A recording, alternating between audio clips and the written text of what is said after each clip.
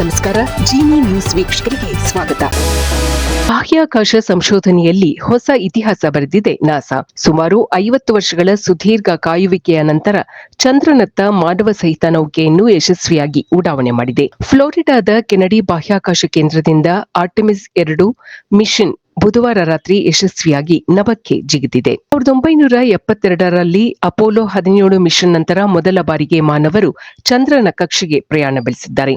ಇದು ಬಾಹ್ಯಾಕಾಶ ಅನ್ವೇಷಣೆಯಲ್ಲಿ ಒಂದು ಮಹತ್ವದ ಮೈಲಿಗಲ್ಲಾಗಲಿದೆ ಎಂದು ವಿಜ್ಞಾನಿಗಳು ಅಭಿಪ್ರಾಯಪಟ್ಟಿದ್ದಾರೆ. ಈ 10 ದಿನಗಳ ಸುದೀರ್ಘ ಕಾರ್ಯಾಚರಣೆಯಲ್ಲಿ 4 ಗಗನಯಾನಿಗಳು ಭಾಗವಹಿಸಿದ್ದಾರೆ.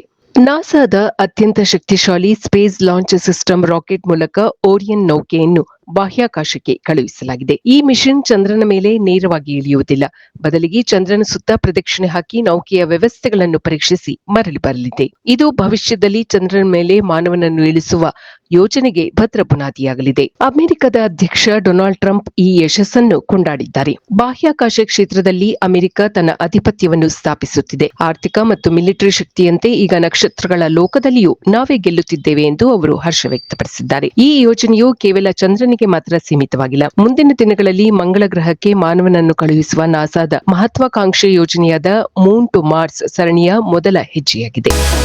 ಈ ದಿನದ ನಿರಂತರ ಸುದ್ದಿಗಳಿಗಾಗಿ ವೀಕ್ಷಿಸುತ್ತಿರಿ ಜಿನಿ ನ್ಯೂಸ್. ನಮಸ್ಕಾರ.